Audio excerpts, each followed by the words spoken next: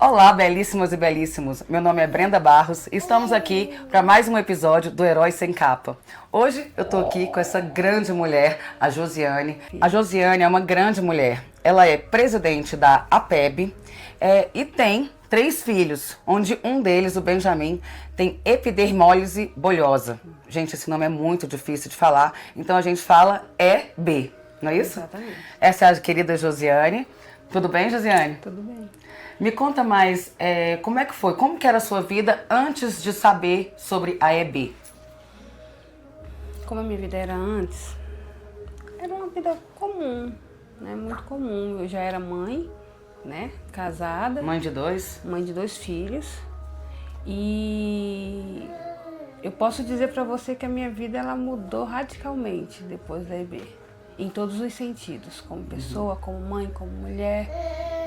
Me conta um pouco dessa experiência, assim, do que mudou em todos os sentidos, que eu tô curiosa para saber. Acho que a principal mudança mesmo veio no quesito do viver o hoje. A gente estava sempre muito acelerado, muito preocupado com o amanhã, como é que vai ser, o que vai fazer. E o Benjamin veio botando um freio, né, na gente.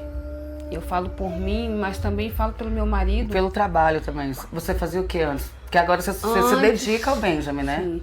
Antes eu era diarista, fazia alguns trabalhos domésticos fora, cuidava de casa, porque já, como falei, já tinha dois filhos, né? E depois da maternidade atípica, tudo isso foi deixado para trás. Eu não tive mais como fazer nada fora.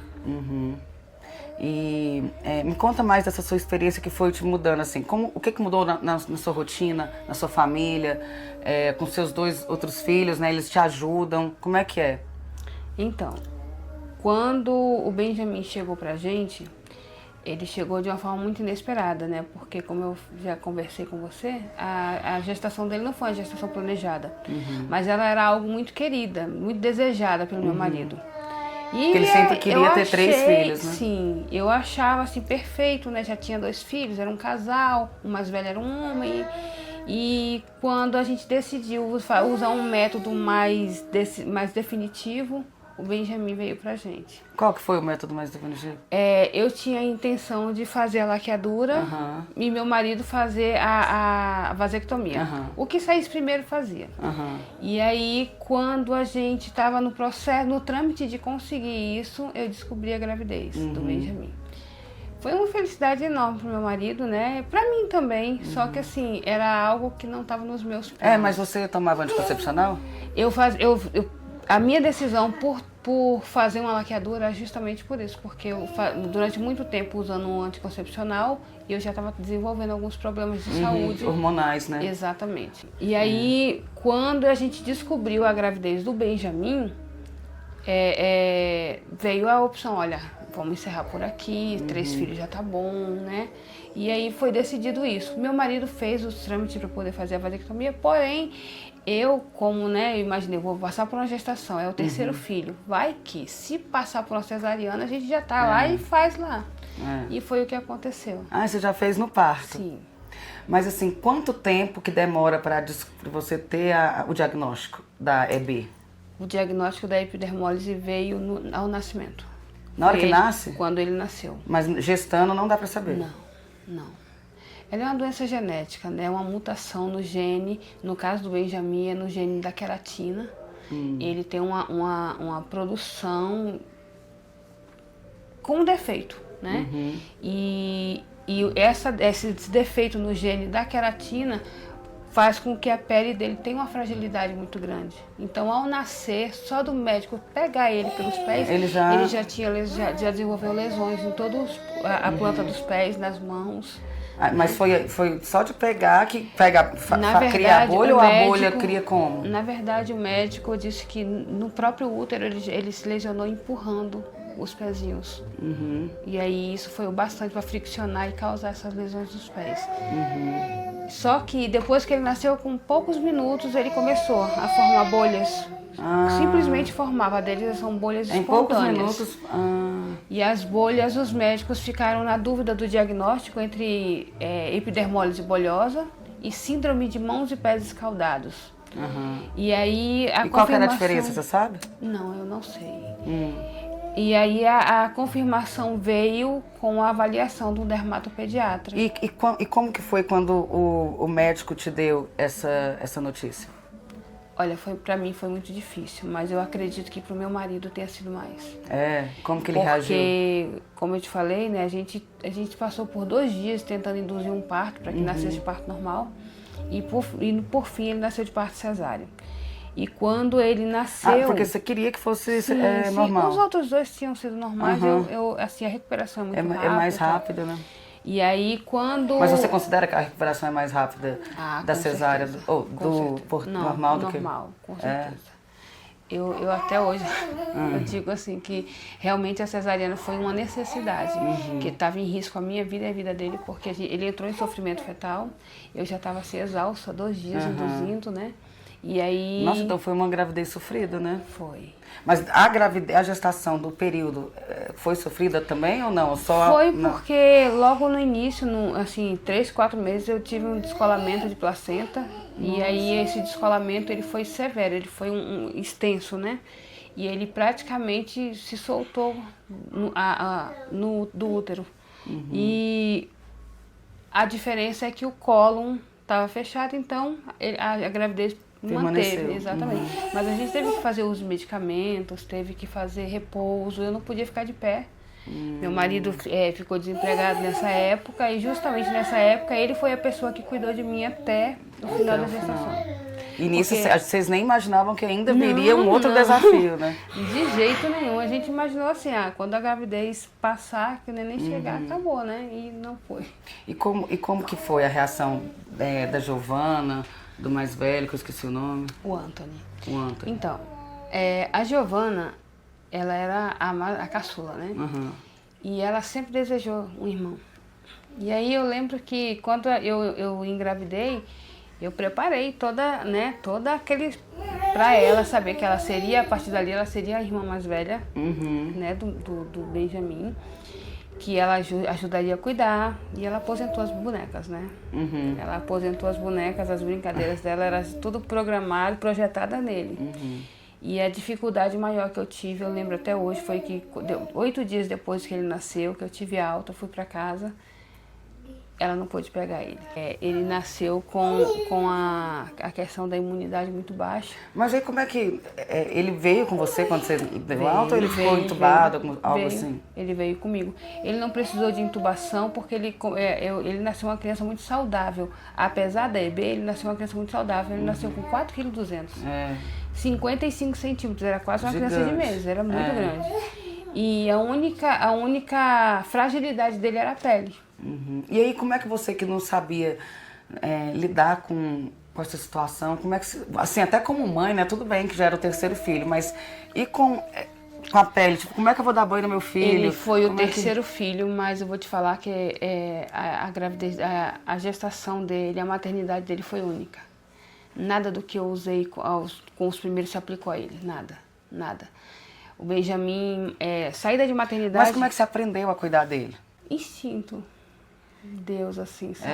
Porque você não teve que, por exemplo, eu tive pesquisar? Eu tive muita ajuda. Muita ajuda no sentido assim, era algo desconhecido, então eu precisava saber do que se tratava. Só que quanto mais eu pesquisava, mais desesperador era, porque a primeira coisa que a gente ouviu de um profissional da área da saúde a doença é potencialmente fatal. Eu tenho um laudo com essa frase, doença potencialmente fatal, onde dizia que as crianças com essa doença dificilmente passavam dos 3 meses de vida.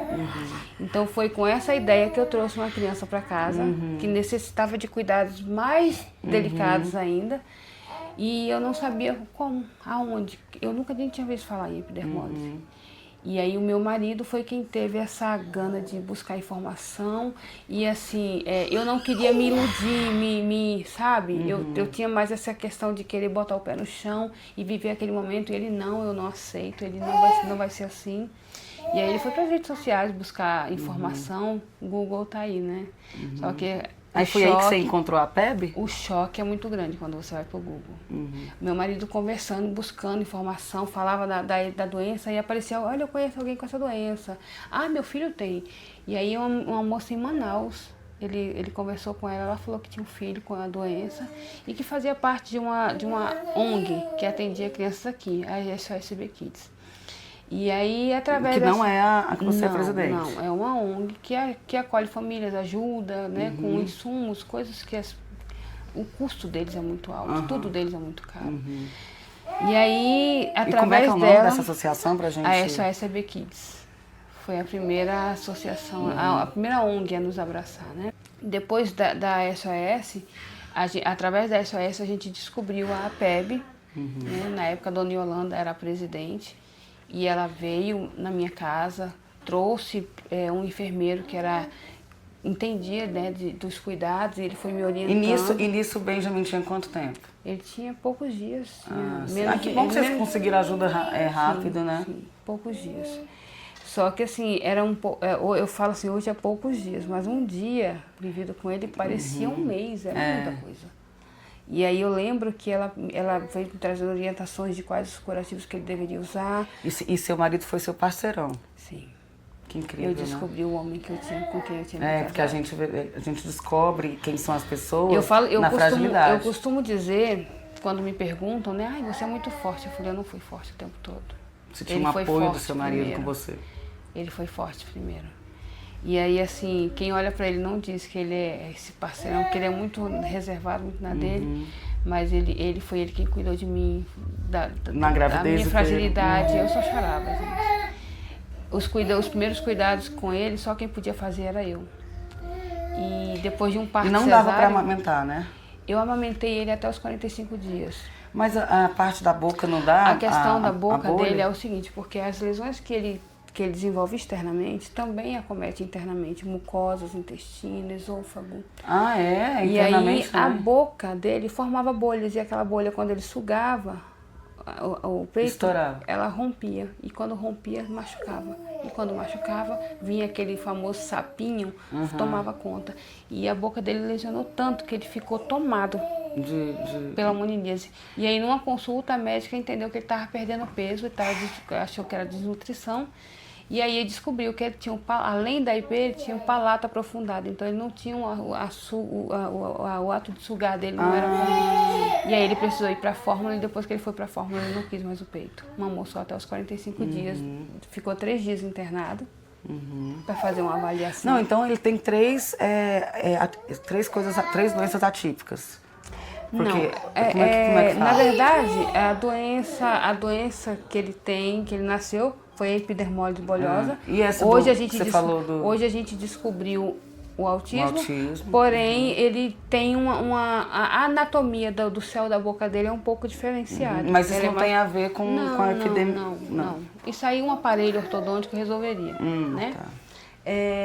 O que acontece com o Benjamin é que um probleminha vai prejudicando em outras, né, vai prejudicando o outro. Então, assim, a EB, ele tem dificuldade de caminhar por conta das lesões, as lesões de nascimento dele foram nos pés. E, geralmente as pessoas tendem a ter mais dificuldade onde já nasceu lesionado. E ele tem epidermólise. A epidermólise não ajuda numa fisioterapia, quando você tem que ter o contato, o manejo, de você segurar, você não pode pegar de qualquer jeito. Então, já dificulta a questão do andar. E o autismo veio trazendo a questão do não verbal. Ele não fala, então ele não fala, ele não consegue se expressar como uma pessoa deveria, na idade dele já deveria falar de tudo. E aí uma coisa vai dificultando a outra, né? Josiane, você, que é mãe de 3 filhos, já cumpre um papel na família, de lar, cuidar de casa, cuidar dos outros filhos, né? Não só que você é mãe de borboleta, né? Como você está me ensinando. Como é que surgiu o convite para você fazer parte da presidência da APEB? Olha, eu confesso para você que para mim foi uma surpresa. Porque no meio de uma associação de 24 anos, né? Eu era novata, recém-chegada. E a Dona Yolanda decidiu que estava na hora de se aposentar e que ia passar à frente, né, adiante o cargo de presidente da associação. Foi feita uma eleição e me elegeram como a presidente. a busca por informação, ela te enriquece, né? Com certeza. E aí, quando você tem a facilidade de levar o que você aprendeu para outras pessoas, isso te qualifica de alguma forma. Com certeza. Porque eu sei que lá na associação existem mães com muito mais vivência de epidermólise que eu. Só que tem esse outro lado, né? Você consegue passar essa informação de uma forma mais didática, né? Exatamente. Para as outras mães de borboleta. Sim. São quantas pessoas nessa associação? A nossa associação hoje, ela está com em torno de 30 famílias, assim. 30 famílias. E esse ajuda, você disse que o governo dá uma ajuda para a mãe de um salário mínimo. Não é pra mãe, é o auxílio filho. PPC. Ele nasceu com uma doença rara, que não tem cura, e que na grande parte incapacita a pessoa, né? Sim, com certeza. E aí... Mas é porque eu queria saber se cuidador, do DF ou se é no Brasil. Não, no Brasil. O INSS é quem né, disponibiliza. E aí tem todo um trâmite, você com o laudo, você com os exames, você leva a criança, passa por uma perícia, a família, dependendo da condição financeira da pessoa, a criança é contemplada.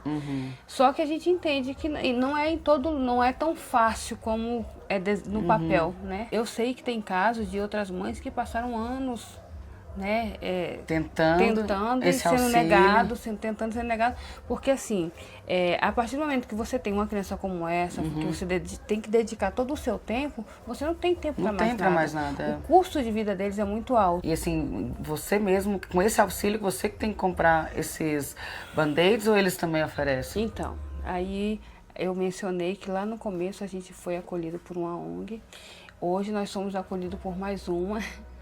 É o meu mais velho. Tá. Por mais uma ONG chamada Jardim das Borboletas, que é quem presta esse socorro pra gente. Mensalmente, eles nos doam através das receitas, né, atualizadas, a gente manda para eles, e aquilo que eles conseguem, eles mandam pra gente. E aí a gente consegue equilibrar... Consegue ter esse apoio, né, entre a família. Exatamente. Sim, e assim, o que você tem de mensagem para passar, né, que a gente estava conversando, você falou, Brenda, mudou totalmente a minha vida, você se sente como depois de ter uma criança com EB? Eu digo para você que o que mudou, assim, foi a forma de enxergar a dor do outro, sabe? Quando eu fui questionada, mas você encontra tempo para cuidar de outras mães. Um dia porque você ainda vai cuidar de outras mães, né? E aí, assim, eu sei a importância que teve para mim ter sido acolhida. Encontrar pessoas que destinaram tempo, orientação, ajuda. Você quis retribuir. Sim, é a forma que a gente encontra, né? A gratidão, acho que isso esse apoio é muito importante. Se faz muito necessário, porque assim, você imagina a cabeça da mãe e do pai, como é que fica uma família, né? Então, se você não tiver um apoio psicológico, um apoio moral, um apoio, olha, não, você não está sozinha, olha, eu também passo por isso, olha, vai dar certo, né? Porque é muito fácil as pessoas olharem para o cenário e ver tudo caótico, falar, olha, essa criança não vai brincar. Eu ouvi tanto isso, oh meu Deus, ele não vai viver, não tem condições, né? Tanto de pessoas que não tinham o menor entendimento, como de profissionais da área da saúde que falou para mim, meu marido, olha, as crianças, dificilmente ele vai passar, né? E até dos enfermeiros, anos depois de ter contato comigo, já me falaram assim, eu não acredito que ele está aqui hoje. Que incrível. Parabéns, viu, por essa dedicação, por esse cuidado com ele, por essa garra, né? Eu acho isso muito válido. Te acho uma heroína. Obrigada. Você tá de parabéns. Obrigada. São as lutas, né? Vamos conversar, Giovana? Por favor, belíssima. Giovana, você é belíssima. Parabéns. Você tá em que série? 4º ano. 4º ano. E você sabe tudo sobre o EB? Sim. Quando o Benjamin nasceu, você tinha quantos anos? Eu tinha 6 anos. 6 anos? E você queria brincar de boneca e não conseguiu? Naquela hora, eu não quis mais brincar de boneca, porque minha atenção já foi toda pra ele. Eu larguei as bonecas, aposentei os brinquedos e fui toda pra Que ele. linda! Então você cuida dele, você ajuda sua mãe a cuidar dele. Sim. Você acompanha sua mãe lá na associação? Sim. Ela é muito Ciumenta. Você tem ciúme do Benjamin? Sério? Por quê? Me conta. Ah, ele é meus primos. com ele, eu tenho ciúmes. Você não Eu deixa... sou protetora com ele. Você protege ele muito. E você sabe tudo sobre a doença? Você lê muito sobre a doença ou não? Minha mãe me explica, às vezes eu vou com uns eventos pra ela e eu vejo lá as palestras, essas coisas. E você vê outras crianças da sua idade com EB? Sim, um dia desse a gente tinha ido pra HUB, eu não sei, mês passado. Tinha ido pra HUB e uma criança. De dermose bolhosa que a minha mãe conhecia. Hoje vi uma mãe que a minha mãe conhece que tem um filho com dermose bolhosa. E o que você sente assim, quando você vê uma criança da sua idade com EB? Eu acho que ela passou muita coisa ruim, porque ela fica até 9 anos com essa doença, é ruim. Você vai cuidar do seu irmãozinho pra sempre? Sim. Que lindo! Até quando ele ficar adulto, quando os pais ficar Velhinhos. Ele fala muito sobre isso, né? Às vezes um dia ele não estiver aqui, precisar, porque ele vai ter você, seus pais têm você de cuidar, né? E o seu irmão Antônio tem também esse sentimento ou você é mais cuidadora? ele também cuida dele, ele faz uma madeira, ele troca. Ele faz isso. Ele aprendeu com minha mãe e eu também tô aprendendo com ela. E você quer ser enfermeira para cuidar de outras crianças ou não? Sim, minha mãe. Médica? Você falou que médica não, né? Médica não quer ver sangue. Minha mãe, ela é presidente da FEB. Se o plano trabalhasse nesse negócio também, porque eu sou irmã de uma pessoa com dermose bolhosa, então eu trabalhasse no lugar dela. Parabéns, gostei de ver. Você quer um cargo de liderança. E cuidar de outras pessoas com a doença do seu irmão. Como doar os curativos, pra quem precisa. Tipo, quem é lá de Manaus, Bahia, Salvador. Parabéns, que lindo! E Josiane, como é que é em relação às políticas públicas ali na associação? É só do DF? Quais são as ajudas que o DF dá para vocês, assim, da associação? Como é que é nos outros estados? A associação, basicamente, ela é uma associação sem fins lucrativos. Ninguém trabalha lá, é tudo voluntariado, né? Ninguém recebe. Ela tem sede? Não, própria não. Nós não temos sede própria. Mas tem um espaço que o governo doa para as reuniões. As nossas reuniões são feitas no HUB. Anualmente a gente consegue, né, a reserva das salas. E aí a gente se reúne lá, temos uns amigos que ajudam, que são parceiros nossos, que ajudam com o lanche, ajudam com as crianças. E fala aqui pro pessoal quem as pessoas que gostariam de ajudar a associação, como é que elas te procuram, como que faz? É fácil, vocês encontram a gente nas redes sociais, a gente tem o Instagram da associação. Como é que é o nome mesmo? @apebdf. @apebdf. E aí a gente consegue permitir que as pessoas tenham uma proximidade para conhecer o trabalho. Eu acho que o mais importante de tudo é conhecer o trabalho que é feito, né, com as famílias, porque nós temos famílias assim de pessoas muito carentes, pessoas que realmente necessitam de ajuda. A associação, como eu te falei, não tem uma sede própria, então assim, a gente depende de espaços, depende até para nos reunirmos a cada 2 meses, né? A gente precisa, assim, toda ajuda é muito bem-vinda. Com certeza. E eu acho também um apelo interessante que a Giovana falou, tipo para outros estados também adotarem, né, essa política pública que ajuda demais, né? Recentemente nós tivemos um simpósio de EB, né, que aconteceu em Recife, com a presidente Fátima. E assim, o que a gente busca nesses encontros é levar o que funciona para uma associação àquela outra, né? Porque assim, as necessidades são as mesmas, mas as dificuldades são diferentes, entende? Com certeza. Porque assim, tem estados em que as pessoas precisam judicializar um curativo. E aí tem outros estados em que o governo consegue viabilizar isso de uma forma mais... né? E aí vai muito assim do interesse de querer realmente resolver. Hoje a gente tem um modelo de políticas, né, para poder atender uma pessoa com epidermose bolhosa, o PCD. É muito lindo, tudo explicadinho assim, até leigo entende, mas na prática não é bem assim, né? Não funciona do jeito que deveria. Funciona, com certeza. E você tem alguma mensagem que você gostaria de passar além dessa? eu queria, assim, acho que a principal mensagem que eu gostaria de passar para a família, para as próprias pessoas com EB, né, que luta vale a pena, sabe? Diante de toda dificuldade, sofrimento, toda luta, né? Existe uma razão, entende? Eu não sei, as pessoas dizem que isso é ressignificar. Não, eu acho que não é isso, mas é você conseguir enxergar que no meio de tudo isso aí tem algo que... como a questão da lagarta, né?